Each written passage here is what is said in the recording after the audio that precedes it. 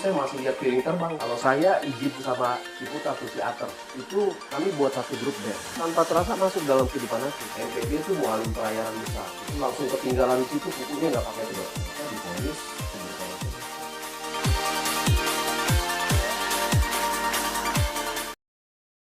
Entah itu piring atau makanan atau botol minuman yang ada di rak-rak lemari itu. Gitu. Jadi saya masih lihat piring terbang tuh. Gitu.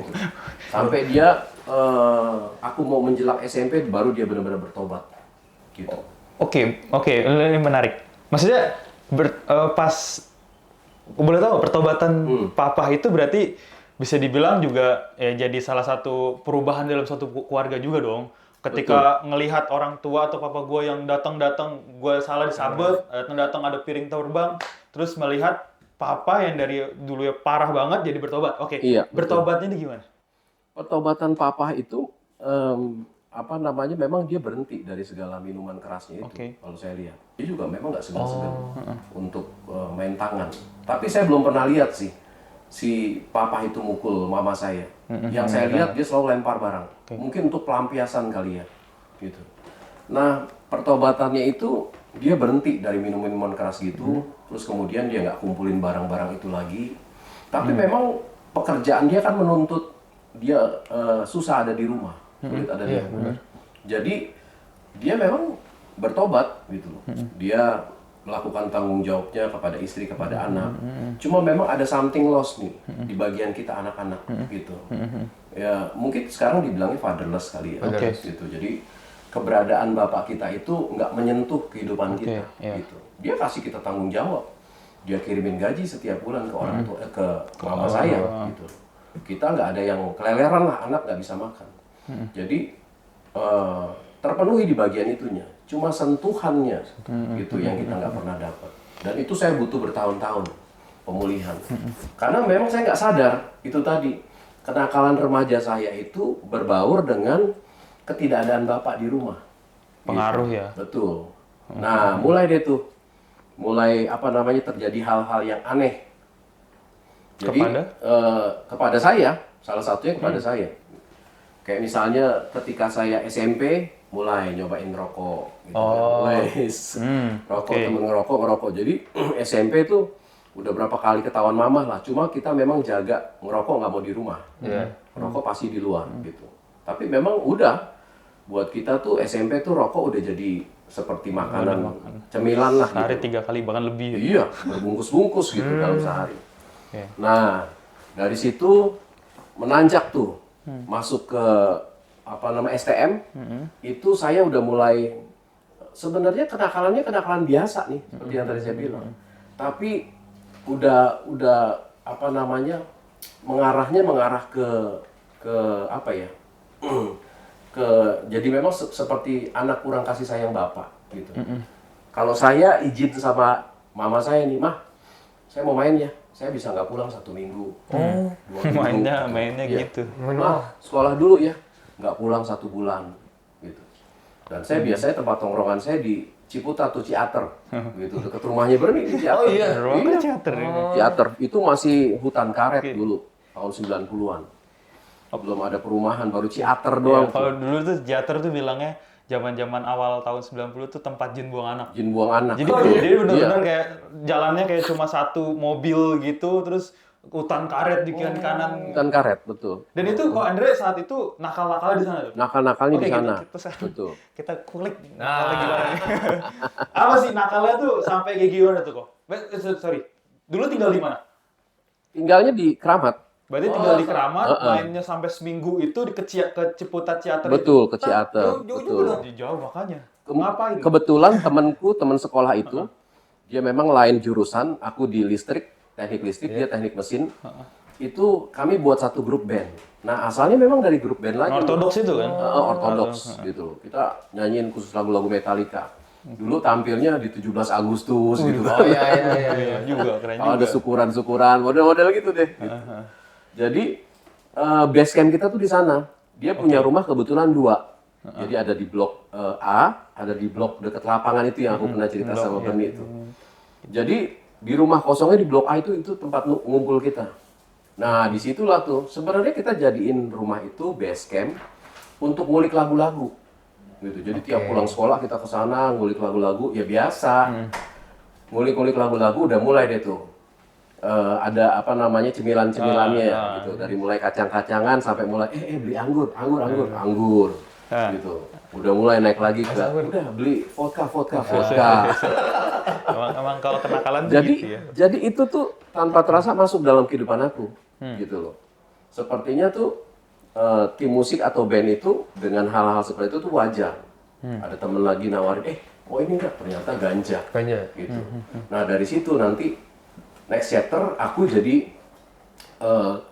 salah satu penjual di situ. Penjual. Gitu. Gitu. Aku dengan teman-teman akhirnya jadi pengedar. Walaupun memang bukan aku yang modalin gitu. Tapi memang kita jadi seperti sharing sama-sama gitu. Teater pertama kali itu kita tuh yang ngerusakin anak-anak sana. Aku kayak belum lahir tuh. Aku belum lahir. Beri belum lahir kali saat. Kalau lahir mungkin. aku. Jangan dulu gua kalau udah lahir ketemu lah. Jadi memang base camp kita di sana. Setiap pulang sekolah kita ke sana, kita nongkrong, kita ngulik gitu. Nah itu jadi sambilan-sambilan kita tuh.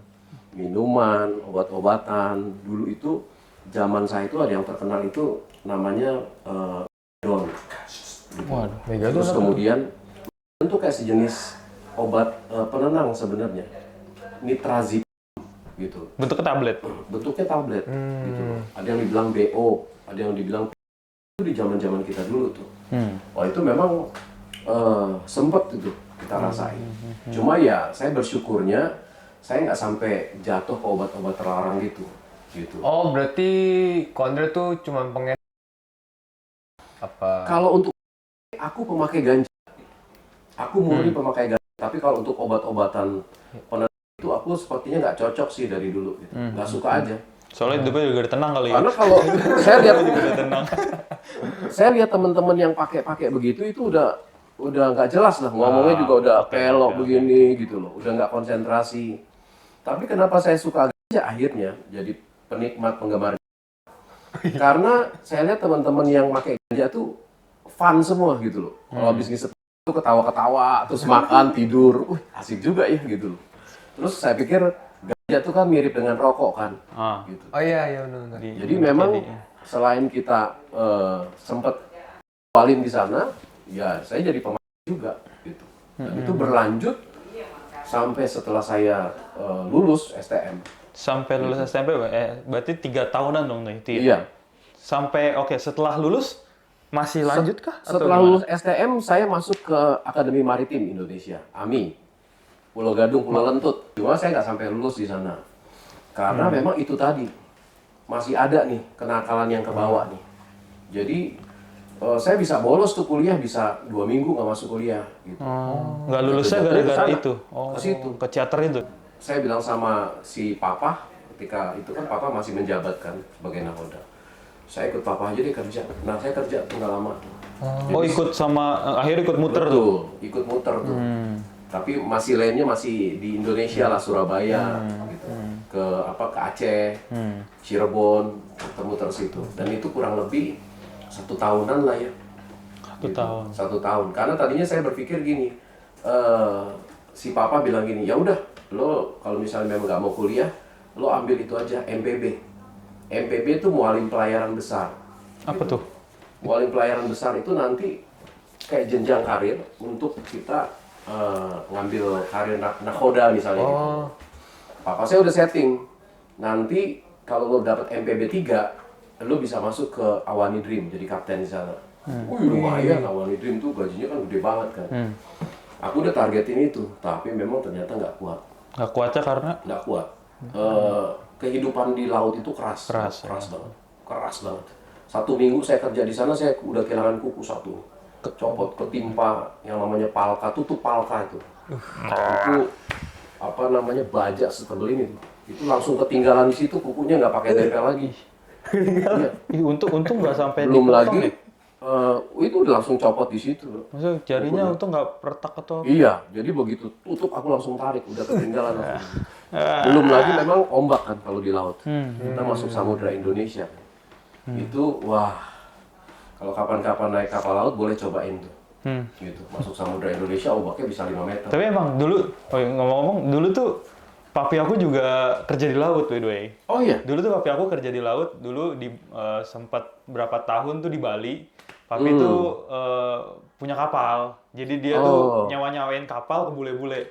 Jadi kan saat awal-awal tahun 90-an, nggak salah, itu tuh banyak bule datang ke Indo, mau muter-muter atau mungkin menikmati laut itu kan. Terus papi udah pernah cerita juga, gila itu lautnya, misalkan kalau kita lagi di laut, lagi badai itu bisa laut tinggi. Oh iya. Apa ombak bisa lihat tinggi itu kayak serem. Apalagi kalau lagi musim ombak gitu masuk Samudra Indonesia, wah itu benar-benar menakutkan. Saya pernah ngalamin itu. Udah nggak bisa makan, udah tiap hari muntah aja. Gitu. Ya aku belum pernah sih. Wah itu pusingnya udah luar biasa itu. Oke. Jadi kira-kira seperti itu. Seperti itu. Oke, kita masih lanjut yang bagian yang tadi Ko Andre bilang kan masih masuk ke kuliah semester 4 kan keluar. Iya. Itu masih dalam kondisi kehidupan yang rusak gak tanda kutip? Masih. Itu ngapain aja jadi semester? Masih aku masih itu.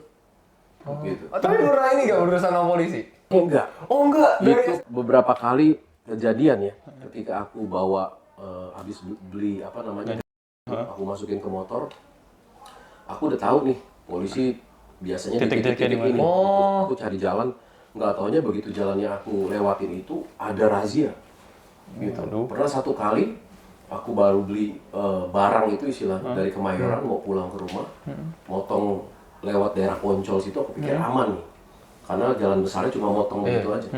Nggak taunya di ujung jalan besar itu diblok polisi. Waduh itu panik itu. Terus gimana jadi? Saya nggak ngerti lah itu lewat.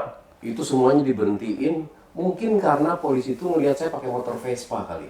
Gitu. Kalau Vespa kan dulu kesannya bapak-bapak gitu kan, orang baik-baik gitu kan. Jadi ya saya lewat aja begitu. Gitu. Ya kebetulan juga memang perlengkapan lengkap nih, pakai helm gitu kan, pakai jaket, lampu spion ada semua gitu. Sama sekali pernah. Sama itu saya dari Kemayoran habis beli barang, saya pakai mobil waktu itu mobil saya seret. Mobil apa? Mobil seret, Daihatsu seret. Ada sedan yang kecil. Jadi saya pulang lewat Senen, pas sampai Planetarium Senen. Ada yang tahu nggak Planetarium Senen? Dulu kolam renang tuh. Tapi nggak tahu sekarang mungkin masih ada kan? Udah nggak ada ya. Yang bilang nggak ada juga yang cash. Nah sebelumnya tuh ada kantor polisi. Jadi aku habis belanja di Kemayoran, aku pakai dulu itu belanja sampai jam 4 pagi. Jam 4:30 aku pulang. Gitu. Begitu pulang sama itu di blok juga. Waduh. Terus di depan Planetarium Senen itu. Di blok, tapi puji Tuhannya itu ternyata razia pemeriksaan surat-surat. Bukan sajam atau narkoba sebagainya. Nah, malam itu saya nggak bawa surat-surat. Jadi itu memang mobil punya kakak saya, STNK-nya dia dia pegang. Saya cuma pegang fotokopi STNK. Ada di selipan dompet kunci itu, gitu. Wah Pak nggak bawa Pak, cuma ada SIM. Ditahan itu mobil, dalamnya ada barang loh, terus gitu. Ditahan semalaman. Jadi saya suruh pulang. Udah, kamu ambil STNK-nya. Pak, ini kan ada fotokopinya. Polisinya bilang gini, Dek, kalau kamu belanja pakai duit fotokopi laku nggak? Gituin. Ya masuk akal juga. Saya bilang, iya bener juga ya. Pulang. Bahkan saya minta duit 10.000 sama polisi. Pak, saya nggak ada ongkos nih Pak. Bisa gitu. Pulang akhirnya. Masalahnya begitu saya pulang, itu STNK yang kakak saya pegang juga mati. Gitu. Wah, makin deg-degan. Jadi itu mobil 2 hari ada di kantor polisi. Gila, dengan di belakangnya ada itu. Betul. Tapi bisa akhirnya keluar? Keluar. Untung nggak dicek-cek ya. Kalau hari itu judulnya pemeriksaan narkoba atau saja. Wah, itu kena. Ya, pasti kena. Dan itu salah satu memang yang akhirnya saya berpikir, aduh ini Tuhan luar biasa banget ya. Kasih saya tuh kesempatan berkali-kali, walaupun gue bandel gitu kan istilahnya. Ya kayak gitulah. Tuhan membantu daerah Periganti. Waktu saya masuk semester 4 itu, saya masih ngelakuin hal itu, bro. Gitu. Berarti saat itu semua ada nggak satu titik di mana, oke, ini kan ngomong-ngomong dari itu kita tahu identitasnya adalah banyak duit. Ya. Ada nggak satu titik di mana Ko Andre tuh kayak sampai bener-bener terpuruk banget, hancur banget lah, maksudnya gue harus ngapain, gue nggak mau nih hidup begini terus, bener. Atau mungkin ada nggak satu titik kayak gitu ya? Di masa itu, titik saya mulai berpikir ketika saya kena tuberkulosis, TBC. Gitu. Oke. Karena Oke, ya. itu jeleknya itu suka sharing sama temen. Suka sharing. Jadi nyalahin, isep, muter gitu. Nah dari situ itu lepas saya selesai kerja di laut itu ya. Jadi sudah selesai kuliah tuh. Itu saya kena tuberkulosis, TBC gitu. Pertama batuk, saya ignore lah. Saya pikir batuk-batuk biasa lah, batuk. Tapi kok sebulan nggak sembuh-sembuh. 2 bulan nggak sembuh-sembuh gitu. Masih ngerokok. Akhirnya sampai batuk saya tuh 1 kali darah keluar. Itu udah parah dong itu. Udah, akhirnya saya ke dokter. Saya ke dokter, ternyata divonis tuberkulosis gitu loh.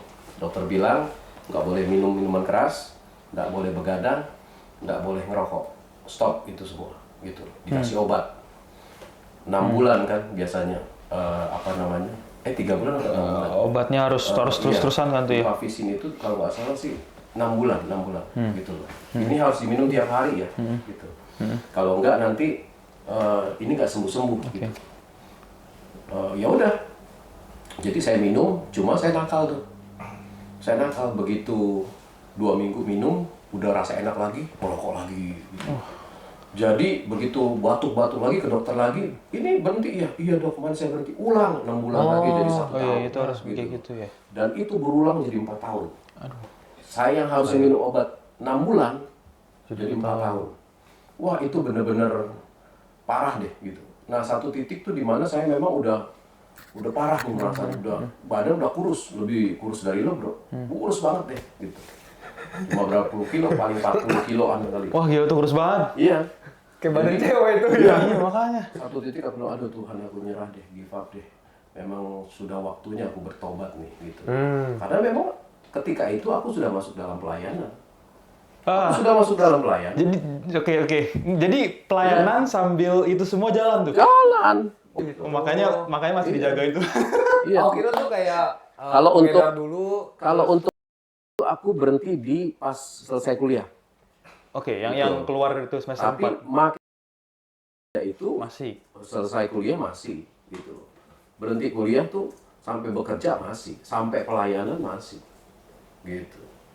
Wah gila, berarti pelayanannya pun juga tetap itu semua tetap Iya, jalan ya. Oke. Iya. Terus Seimbang berarti itu. Jadi satu kaki gue di sorga, satu di neraka. Engkang gue jalan ya bro. oke. Titik pertobatan kok. Titik Pertobatan pertobatan aku di situ. Ketika aku kena tuberkulosis dan ngulang-ngulang nggak sembuh-sembuh, akhirnya aku ambil satu komitmen, Tuhan aku selesai deh, gitu loh. Karena memang rantainya ini nggak terputus nih dari dulu nih. Berhenti, udah rasa sehat, balik lagi, gitu. Dan di poin itu saya ambil komitmen untuk, aduh gue selesai deh, gitu loh. Gue udah nggak bisa lagi ngerokok, gue udah nggak bisa lagi begadang, minum keras. Bahkan gue harus putus dengan teman-teman gue ini. Karena teman-teman kan dari STM nih, jadi udah begitu bondingnya kita, gitu. Bahkan setelah aku kerja di kapal turun, ketemu lagi dengan mereka, gitu. Dan akhirnya udah aku ambil keputusan untuk, no gue nggak ini lagi deh. Terus teman-teman yang pernah ngalamin itu dan mereka sudah sembuh juga, mereka bilang sama sih, bro kalau lo mau sembuh, lo harus menghindar dulu dari komunitas itu, gitu.